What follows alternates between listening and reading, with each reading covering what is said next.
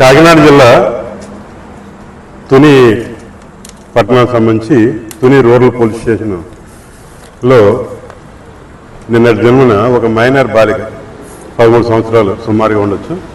ఆ అమ్మాయి స్కూల్లో చదువుతుంది, 8వ తరగతి. ఆ అమ్మాయిని ఒక వ్యక్తి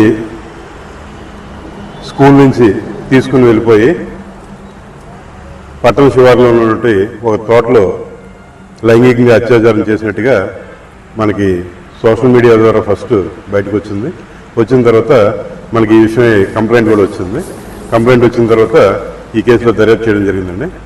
దర్యాప్తు చేసిన తర్వాత అందులో ఎవరైతే నిందితుడు ఉన్నాడో టి నారాయణరావు అని చెప్పేసి ఆ వ్యక్తిని అరెస్ట్ చేయడం జరిగింది. ఇది చాలా హేయమైన నేరం అండి. కారణం ఏంటంటే అమ్మాయి వయసు 13 సంవత్సరాలు. స్కూల్ నుంచి తల్లి పర్మిషన్ లేకుండా తీసుకెళ్ళంటే అది కిడ్నాప్ కింద కూడా వస్తుంది. అలాగే లైంగికంగా అత్యాచారం చేసేది కాబట్టి ఆ సెక్షన్ వస్తుంది. అలాగే ఇదే మొదటిసారి కాకుండా గతంలో కూడా 3 సార్లు దాకా ఈ రకంగా స్కూల్ నుంచి తీసుకెళ్ళినట్టుగా మనకి సాక్ష్యాధారాలు లభించాయి. కాబట్టి అనేక మార్లు చేసినట్టుగా పోక్సోలోని సెక్షన్ 5, సెక్షన్ 6 కూడా అప్లై అవుతుంది. ఈ అన్ని సెక్షన్ ప్రకారం కేసు నమోదు చేసాం. నమోదు చేసిన తర్వాత అన్ని సాక్ష్యాధారాలు సైంటిఫిక్గా సేకరించడం జరిగింది. ఈ సేకరించిన మీదట ఈరోజు సాయంకాలం 5 గంటలకి ఈ కేసులో నేరస్తుడైనటువంటి నారాయణరావుని అరెస్ట్ చేయడం జరిగింది. ఈయన్ని మెడికల్ ఎగ్జామినేషన్ చేయించి ఆనరబుల్ మేజిస్ట్రేట్ గారి దగ్గర పెట్టడం జరుగుతుంది. స్పీడీ ట్రయల్ కేసులో కూడా ఈ కేసు పెట్టడం జరుగుతుంది. మ్యాక్సిమం ఏంటంటే వీలైనంత తొందరగా వితిన్ డేస్లోనే ఈ కేసును ఇన్వెస్టిగేషన్ చేసి ఛార్జ్షీట్ పెట్టడం జరుగుతుంది. పెట్టిన తర్వాత కూడా ఉన్నతాధికారుల యొక్క గైడెన్స్ తీసుకుని ఈ కేసుని స్పీడీ ట్రయల్ కేసు కూడా పెట్టడం జరుగుతుంది. ఈ కేసు మా దృష్టికి ఉదయం వచ్చిన వెంటనే జిల్లా ఎస్పీ గారు శ్రీ జి బిందు మాధవ్ గారు ఈ కేసుకు సంబంధించి మాకు ప్రత్యేకంగా కొన్ని ఇన్స్ట్రక్షన్ ఇవ్వడం జరిగింది. ఈ కేసును పకడ్బందీగా ఎలా దర్యాప్తు చేయాలి ఏంటని చెప్పేసి మేము కూడా టీంల కింద ఏర్పాటు చేసుకుని తుని రూరల్ సిఐ గారు చెన్నకేశ్వర్ గారు, అలాగే రూరల్ టౌన్కి సంబంధించి సిఐ గారు గీతా రామకృష్ణ గారు, తుని రూరల్ ఎస్ఐ గారు అయినటువంటి కృష్ణమాచారి గారు, తొండంగి ఎస్ఐ గారు, అలాగే మనకి మ్యాండేటరీగా కొన్ని ప్రావిజన్స్ ఉన్నాయి. ఎందుకంటే విక్టిమ్ని మహిళా ఎస్ఐ గారు ఎగ్జామ్ చేయాలి కాబట్టి ప్రతిపాడు ఎస్ఐ గారు లక్ష్మీకాంత్ గారితో ఆ విట్నెస్ అనేది ఎగ్జామ్ చేయడం జరిగింది.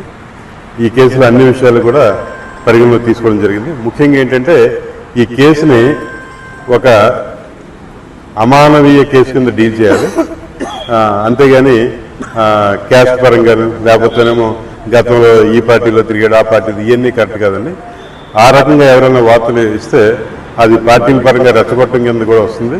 దయచేసి ప్రజలకు మంచి మెసేజ్ వెళ్ళాలి. ఇలాంటి నేరం జరగకూడదు, ఇలాంటి వ్యక్తుల మీద కఠినంగా చర్య తీసుకోవాలని మెసేజ్ వెళ్ళాలి తప్పించి దీన్ని డైవర్ట్ చేయకూడదు అని చెప్పేసి కూడా ఈ సందర్భంగా కోరుతున్నామండి.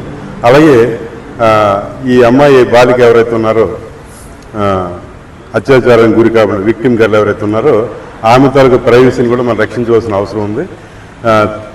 తెలుసో తెలియక నిన్న రాత్రి కొన్ని సోషల్ మీడియా గ్రూపుల్లో ఆ అమ్మాయి ఫోటో వీడియో సర్క్యులేట్ చేయడం జరిగింది. దయచేసి అలాంటివి డిలీట్ చేయండి. లేదు ఎవరైనా సర్క్యులేట్ చేస్తున్న మా దృష్టికి తీసుకురండి. ఈ రకమైన చర్యలు తీసుకోవాల్సిందిగా మీ అందరికీ కూడా పత్రికాముఖంగా కోరుతున్నాం. పత్రికా సోదరులు అయితే మాత్రం ఈ కేసును మాకు పూర్తిగా సహకరించారు. మీ యొక్క సహకారానికి మేము మా జిల్లా ఎస్పీ గారు శ్రీ జి బిందుమాధ ఐపీఎస్ వారు అలాగే మా తరఫున మీకు ధన్యవాదాలు తెలియజేస్తాం.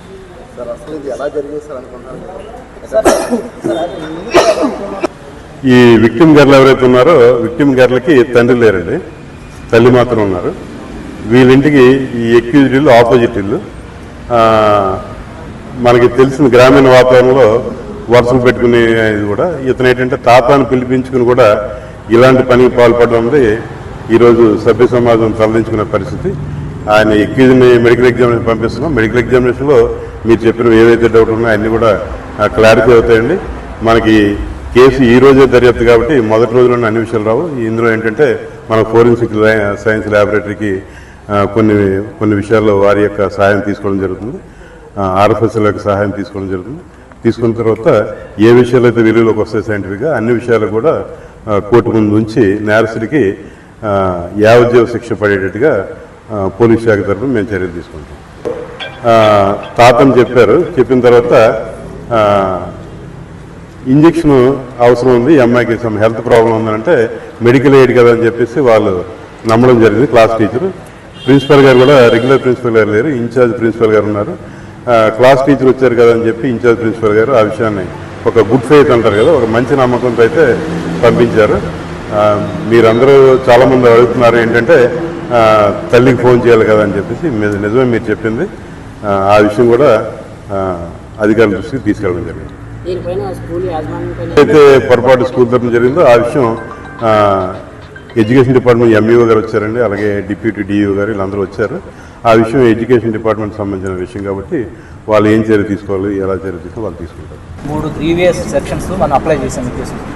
ఒకటి ఏంటంటే తల్లిదండ్రుల పర్మిషన్ లేకుండా పాప మైనర్ గార్లను తీసుకెళ్ళాడు కాబట్టి కిడ్నాప్ సెక్షన్ వేసింది. కిడ్నాప్ సెక్షన్కి 7 years 7 సంవత్సరాలు శిక్ష ఉంది. అదేవిధంగా బయటికి తీసుకెళ్ళి ఆ అమ్మాయి మీద శారీరక లైంగికంగా చేశాడు కాబట్టి దాని మైనర్ గార్ల విషయంలో 20 సంవత్సరాల శిక్ష ఉంది ఒకసారి. అదేవిధంగా రిపీటెడ్గా చేసాడనేది గతంలో 2 సార్లు చేయాలని వస్తుంది కాబట్టి దానికి 7 years శిక్ష ఉంది, 7 సంవత్సరాల శిక్ష ఉంది. మొత్తం మీద ఇతనికి 30 years కన్విక్షన్ వస్తుంది.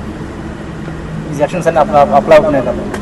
అదేవిధంగా మా యొక్క జిల్లా యూనిట్ ఆఫీసర్ గారు శ్రీ బిందుమాధవ్ గారి ఆదేశాల ప్రకారంగా ఈ పొద్దుట మన 11 గంటలకి మనకి ఎఫ్ఐఆర్ రిజిస్టర్ చేస్తే 4:30కి ముద్దాయిని పట్టుకుని మనం అరెస్ట్ చేసేది.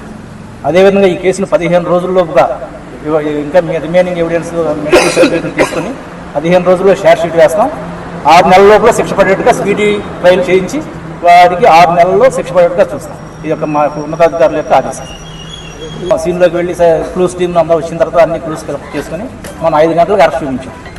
అదేవిధంగా ఇప్పుడు ఆ పాప యొక్క మెడికల్ రిపోర్టు తర్వాత ఇతనికి సంబంధించినటువంటి రిపోర్టులు కొన్ని రావాలి, పొటెన్సీ అవన్నీ అవి వచ్చిన తర్వాత 15 రోజుల్లో షార్ట్ షీట్ వేసి ఈ కేసుని స్పీడీ కోర్టులో ఏదైతే ఉందో ఆ కోర్టుకి ఆ షార్ట్ షీట్ వేసి 6 నెలల లోపలనే దీని మీద శిక్ష వాడికి ఎవిడెన్స్లన్నీ ప్రొడ్యూస్ చేసి పడేట్టుగా యాక్షన్ తీసుకుంటాం. రిలేషన్ అంటే ఒకటే వీరండి, క్యాస్ట్ పరంగా ఒకటే అండి. వరుసగా ఏంటంటే తాతయ్య అని పిలుచుకోవడం వల్ల ఈ అమ్మాయి నమ్మింది అనమాట. వయసు చిన్నదవడం వల్ల ఒక గుడ్ ఫెయిత్తో నమ్మింది. ఆ నమ్మకాన్ని ఒమ్ము చేసి సభ్య సమాజం తరలించుకునే పని చేశాడు. ఈ మెసేజ్ మీరు కూడా బలంగా ప్రజల్లో పంపిస్తే మరొక నేరం ఇలాంటివి జరగకుండా ప్రజల్లోకి వెళ్తుందని చెప్పి మా యొక్క ఆశాభావం. ఆ స్కూల్లో మనం ఇటువంటి ఇన్సిడెంట్లు జరుగుతాయని చెప్పి సుమారుగా 10 సార్లు పైగా మనం అవేర్నెస్ మీటింగ్లు పెట్టాం.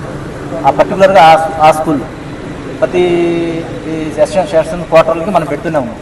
అయితే ఇప్పుడు ఈ స్కూల్ యాజమాన్యం నమ్మడానికి కారణం ఏంటంటే ఇతను తాత అని ఆ పాపే మా తాతయ్య విషయాలు నేను బయటకు వెళ్ళాలి ఎందుకంటే మెడికల్ నాకు టైఫాయిడ్ ఫీవర్ వచ్చింది, హాస్పిటల్ తీసుకుని ఇంజక్షన్ చేయించుకోవాలని లెటర్ స్వయంగా ఆమె రాసింది. ఆ పాప రాసి ఇచ్చిందన్నారు. ప్రిన్సిపల్ గారు పెద్ద వయసు కథనని చెప్పి నమ్మారు. ఇందాక సార్ చెప్పినట్లుగా పేరెంట్స్ కన్సర్న్ కూడా తీసుకోవాలి. ఫాదర్ లేడు, మదర్ ఇన్నోసెంట్. ఆ యాంగిల్లో కూడా ఎడ్యుకేషన్ డిపార్ట్మెంట్ యాక్షన్ తీసుకుంది.